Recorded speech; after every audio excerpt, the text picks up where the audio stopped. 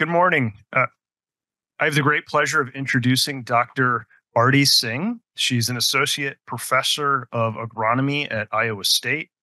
She did her PhD at GB Pant University in India, postdoc at University of Saskatchewan, and at the Agriculture and Agri-Food entity at Canada. She works on mung bean and field peas, specifically working on abiotic and biotic stress resistance using advanced analytics, including AI for stress detection phenotyping. And she is also the chair of the IPPN applications of AI for plant phenotyping. And last but not least, she leads the Women in Ag and AI group at Iowa State University. And so without further ado, Arti, you can take the floor.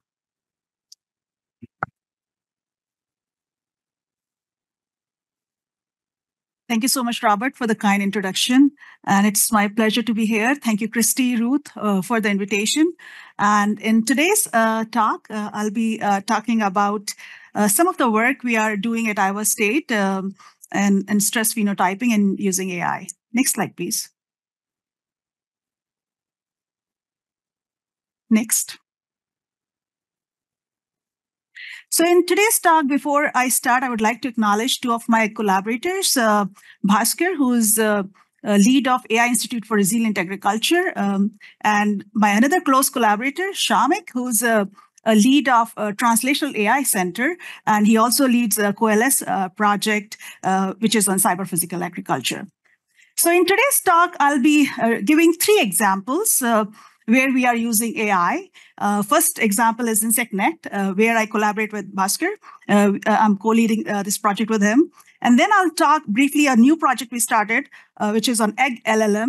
And this is a work which I'm doing again with Bhaskar and Shamik. And last example will be LeapNet, which I'm working as a co-lead with Shamik. Next slide. So the first speaker already gave you introduction, and I know a lot of the audience here already know what is AI. So the current status of AI in stress phenotyping, we are using from these traditional AI, deep learning, and currently the more sophisticated tools, foundational and generative AI. And if you see the curve on the a graph on the right, you'll see that AI, since it started, it has gone through a lot of ups and downs. But currently, AI is in a phase where it is in increasing trend, upward trajectory, and we are going to see more and more of AI in agriculture. And I would like to point out this transformer model, which came somewhere in 2017. And right now, they are the baseline architectures of all these language models, BERT, GPT, DALI, AlphaFold, etc. Next slide. Next slide.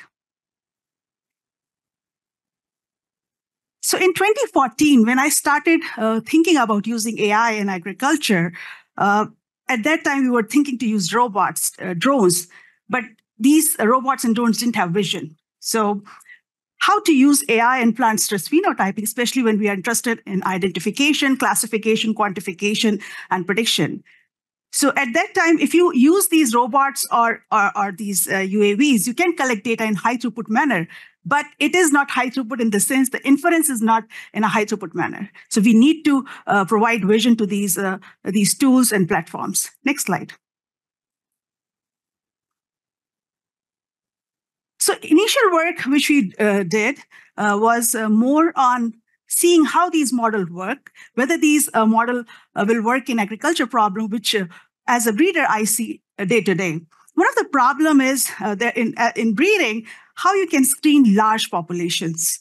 And to counter that problem, we started using this AI. Can we use machine learning to screen these large populations in field? And we came up with these tools, these smartphones. Can we do these ratings on a scale of various scales and these stresses in field in real time? These models initially worked for the condition on which they were trained, but as you take these models into greenhouse or in another year, they won't work. Another problem we were working was, can we use machine learning or AI to differentiate various diseases, to screen various diseases for early detection and mitigation? Next slide, please. So as we started in 2014, and you can see I'm presenting here some of the work which we did early on and how we started with supervised machine learning and how we moved to deep learning. And right now we are moving into self-supervised learning. So in AI world, one of the biggest challenges currently is data annotation. If you are training machine learning model, you need a lot of data to annotate. And that is one challenge, which can be solved to some extent by self-supervised learning. As you know, self-supervised learning is a backbone of a lot of architectures, transformer architectures, which we are seeing, which are currently working in field. Next slide. So necessity is the mother of invention. And something happened in 2020. I started breeding for mung beans in 2017 in Iowa. And nothing happened in last 3 years. And something very terrible happened in 2020. I went into the field and I'm going, and every afternoon I'm seeing these flower drops are happening. And I'm thinking, what's going on? Maybe it's a heat stress. By the time I could sense that it's a multiple complex insect pest problem, the whole crop was gone. In the sense, the flower drop happened and crop went into second flush of flowering. By the time crop could mature, we already hit the winter. So whole year got failed. Since I was already working on diseases, it was easy for me to transition from diseases to insect problem. That gave me problems to work in 2021. So in 2021, we collected a lot of images. Next slide.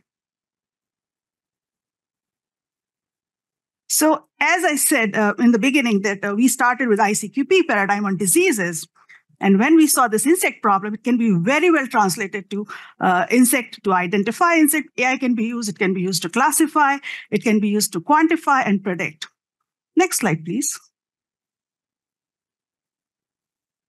So now the question is, in 2020, as I said, we saw insects. We started collecting these images. And we are collecting images. In 1 year, we collected around 30,000 images of these 30 species. And we are thinking, hey, we have collected a huge data set. While one of the students was, training this model, the student said, hey, I'm using INAT weights. And I said, what is INAT weights? And they said, this is a data set released by iNaturalist. And now we can use these INAT weights. I looked into I went back to my office and looked into the internet, what is iNaturalist? And you won't believe I hit the jackpot. iNaturalist at that time had 70 million images from insects, fungi, animals, everything. But I was interested in insects. So we went back and we decided how to start with, because we have not seen this much data, how to start training these models. So in the beginning, we start slowly. We started with 2 million images, and then 6, and then 12 million. So as you know, since 2014, I have been looking for these questions, answers to these questions, that how much data is needed to train a model to work in wild. As you know, we started training these models, they will work in some condition, but not in other. How many species classes we need to include in a model? Because I'm in Iowa, I don't need to include species all over the world. How many images per species do we need? How many images do we need to collect to train these models? Whether we need in-domain data versus out-of-domain. Do we need to use ImageNet data, or just we need plant science data? And what is the size of model? How big the model should be? And how many levels of pre-training we need to do? And the last but not the least question is, how can we make these models trustworthy? Next slide, please. So in IRA, we collaborate with Nirav Merchant, who is a director of Data Science Institute in University of Arizona. And one of the challenges, as I said, we have never dealt with this big amount of data. For us, we have never dealt with 2 million images or 6 or 12 million images of these insects. So Nirav Merchant and his student, ZDAG, worked with a tool. They created this tool so that we can download this data. Next slide, please. So iNaturalist scalable download is a software which ZDAG created by using Python, SnakeMate, Conda. And what it does, it lets you to download all these 6 million or 12 million images in a very what you call a customizable format. Rather than going species by species, now you can collect 13 million images of these insects, and it is ready for the ML engineers to use.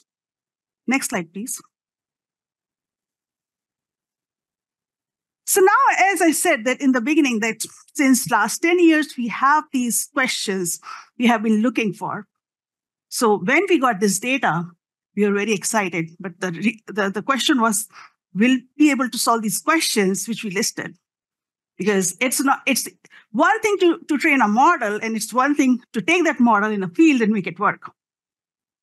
So Shivani, one of the PhD students with Bhaskar and me, she trained this model for 6 months. And so here we got the winner model. And as you can see, this winner model has 2 levels of pre-training. This model has out-of-domain images. And when I say out-of-domain, it has around 3.6 billion images. This is where, the learning is happening. And the second level of pre-training is in-domain data with no labels. And here again, there is 12 million images, which is huge. And we say that SSL, self-supervised learning, can help us, in labeling the data, but still, in final classifier is still needing 6 million images.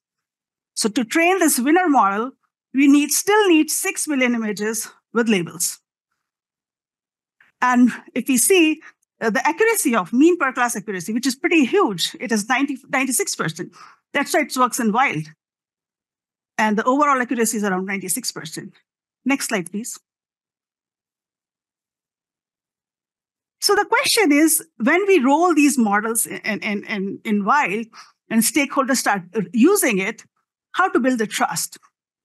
How to make sure that these models abstain from making prediction when they encounter something which they have not been trained. To bring that trust, we use these 2 wrapper models, which are auto-distribution model and conformal prediction. Basically, whenever these models see something which it has not been trained, it tells, hey, I'm not certain. It gives you warning. And then you can proceed with your caution. It will still give a prediction. It could be wrong, it could be right, but you have to proceed with a caution. Next slide, please. Now the question is, when you are in field, there are like 30 million insects. A lot of insects looks very similar to each other. And there is another wrapper model, which is called conformal prediction. When there are 2 insects or 3 insects which are confusing, it gives you conformal prediction. It tells, hey, I'm very sure that it is a cabbage looper, but it could be, gray looper moth. So this is where the trust, we are incorporating trust in these models. Next slide, please. So now comes the result, the coolest part, which I was talking, that after training these model on 12 million images, what is happening? So here you can see the results. This model can not only identify the adult stage or larval stage, it can identify egg and even pupa. Seeing an egg, it can tell it's a monarch butterfly. Seeing a pupa, it can tell it's a monarch butterfly. The applicability of this model is, in case of invasive species, like spotted lanternfly. It can see the egg of spotted lanternfly and tell, hey, this is an invasive species. So you can, go ahead and kill it ahead of time. And next, you see there are tons of invasive species listed on USDA website. And our app can identify these invasive species at a very high accuracy. And not just adult, but also larval stages, egg and pupal stages. Next slide, please. Another application is that it can identify very fine-grained species. The first image is of Harmonia exaridis, which is Asian ladybird beetle. It can exist in tons of different patterns, but model knows that whenever it is seeing this many patterns, it is Asian ladybird beetle. It can differentiate between non-native versus native. It can differentiate between predator species versus pest species of Asian ladybird beetle. Again, as I said, it can also differentiate between different species which look similar. So this is amazing. Next slide.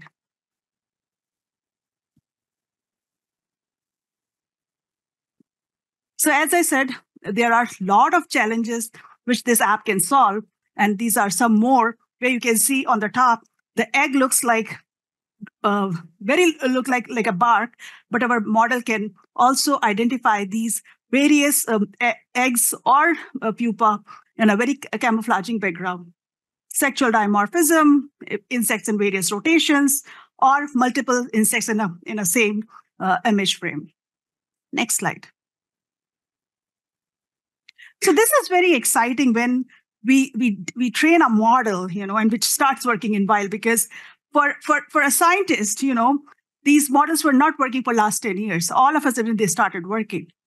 But for a stakeholder, that doesn't solve their problem. Next slide, please. So in the egg LLM, which we are currently working on, so if we roll out this app, which can give you, whole taxonomic classification and tells whether this pest is or insect is pest, predator, parasitoid, pollinator, it's good. It's very static information. They want to interact. Like if I'm seeing this fall armyworm, like, is it in a correct stage to impact my crop? Or what is the number of caterpillars of fall armyworm? And I should really start thinking about what to do with the mitigation. So all those sorts of questions we are not able to answer with Insect app. So this is a work which we are doing, in next slide, please, which we are doing to try to integrate these insect app or these applications with egg LLM. But if you ask these existing GPT models or large language models, they give you a very generic answer. And as previous speaker said, there's no verifiability because they suffer from hallucinations. So how to deal with that? Next slide. So we used, again, OpenAI's GPT-4 to get the information about these 2,500 species. Here we have done a little more, also on 4,000 insect species, these various attributes. So we want to know about this insect, what are the IPM strategies, what is the size, what is the geographic spread, all these attributes we are wanting to know. And this has been verified by the experts. Once it is verified, we are using another data set, which is data set number 2. Next slide, please. So what we have done is there are around 50 universities in US, and they have extension programs. And each university releases these extension blocks on various insects, weeds, diseases. So we gathered all this literature for 1,000 insects, and we have around 2,400 documents, and we meta tagged them with the species name. And what we are trying to do is we are trying to use this RAG, which is retrieval augmented generation. So basically, when farmer is in field and he's asking a question, he doesn't want to go to this whole PDF on Wikipedia or on extension website. They want the specific answer. So basically what we are doing is we are combining these data set 1 and 2 to provide a context to these large language model. And then it gives them a very specific answer, which is verified. And it also gives the reference that, hey, this is where I'm getting this information for your this stress or insect or weed. Next slide, please.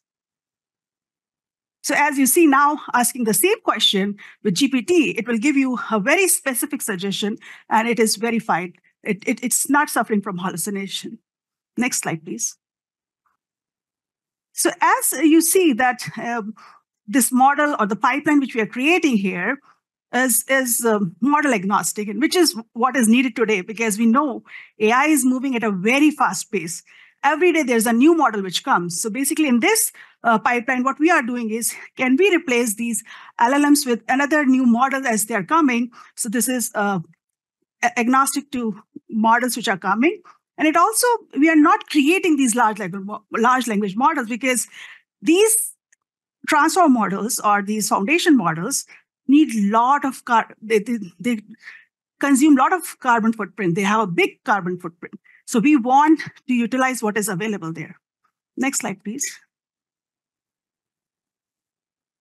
So another thing, what we are working is on cyber physical systems. We want not just to classify these insects with it is a pest, predator, parasitoid. We also want, as soon as we see how we can, as I started my talk, I said we wanted to deploy vision to these rovers and robots. So this is where comes the concept of sensing, modeling, and actuation. So how can we make these robots to automatically go and feel and identify these insects? On this line, you will see next slide, how one of the students, Shivani, is working on these models to identify these insects in real time. So she's combining this updater, which is unsupervised pre-training detection transfer model with segment anything model from Facebook, and she's combining to do an end-to-end detection. As soon as the robot is seeing an insect, it takes a picture and it makes a decision through modeling and do the actuation right away. So this is a concept we are working, and initial results are very good. And we are working with the University of Illinois and Carnegie Mellon to deploy this model onto the robot so that in real time, in future, they can see and spray. Next slide, please. So as I said, in nature, it could be, good insects and bad insects. Now we want these machines to act like humans and make a decision. In this case, there are 2 pests and 1 predator. It could be that there are 4 predators and 1 pest, and the robot has to take a decision that, hey, I don't have to spray. So this is where we are using these AI models in a real time so that in future, farmer can scan their thousands and acres of land with a swarm of robots. Next slide, please. So we got very excited with the results we saw because finally these AI models started working for us in academia, because we have seen these apps, Facebook app, and they work. But for us, our models were not working for last 10 years. Seeing that the success of our InsectNet model, we started thinking, how about, let's see how this translates to another problem, which is weed identification. Next slide, please. So again, as I said, the insect problem or the disease problem very well translates to this ICQP paradigm. And for training this weed ID model, we used around 15 million images to identify around 1,500 weed species. And it's a huge. If you can identify using AI in real time, 1,500 weed species is huge. Next slide, please. So here we are using masked autoencoder approach, and we are using, again, this transformer-based architecture. And again, here you see the accuracy currently is 89.3. And with this accuracy, the results are amazing.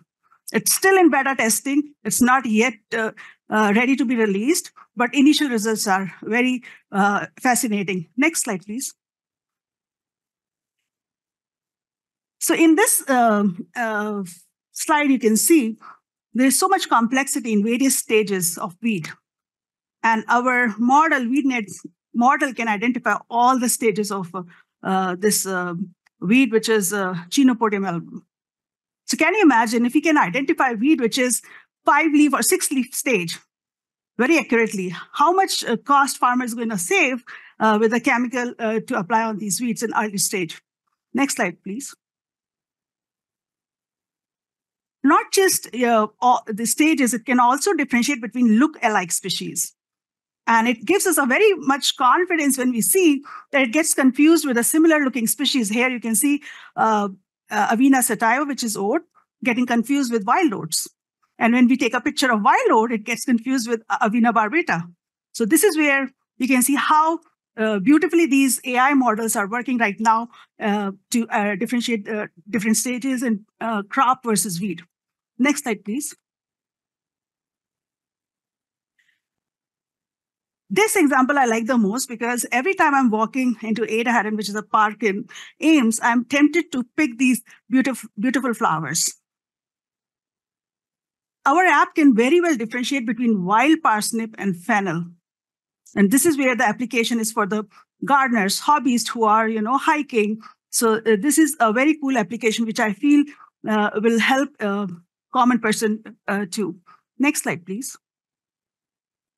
The last example here, I want to show that this can also differentiate, as I said, poisonous weed species with wild species, which are non-poisonous. And one example, I was talking to one of our weed scientists, And I was very excited that our app can identify wild parsnip from fennel. And she said, can you test your app on golden Alexanders?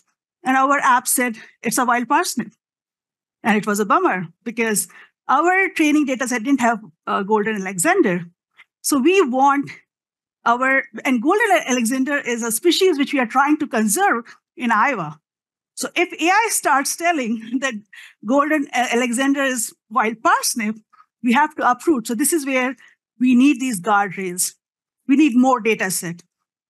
Next slide, please. Next. So this is one of the work which I'm doing. This is a group which was formed in 2022, Women in Ag and AI. We call it VIA. And since it was formed in 2022, we have covered around 11,000 stakeholders. The main goal here is, can we increase women participation in agriculture? And also, can we inspire next generation of scientists? Especially, we do a lot of activities in schools, from elementary, middle school, and high school, and a lot of stakeholders, private and public. So I'm very proud of this group, and it is a new group, and it has covered a wide number of stakeholders. Next slide, please. So I would like to conclude my talk here with few takeaway points that it makes sense to utilize these large amount of labeled data collected by citizen science. There are some, caveats there, but it really makes sense to use this big data which is available there. And when this data collection should follow the hierarchy, ontologies or taxonomy, wherever it is possible. Self-supervised learning, transfer learning, and pre-training are the key drivers or the de facto standard of current AI world. And to improve the trustworthiness of these models, we need these uncertainty quantification and conformal prediction kind of wrapper models. And last but not the least, once these models, like these big foundation models, are trained, they can be applied for many downstream tasks. With this, I would like to take any question if you have. Thank you.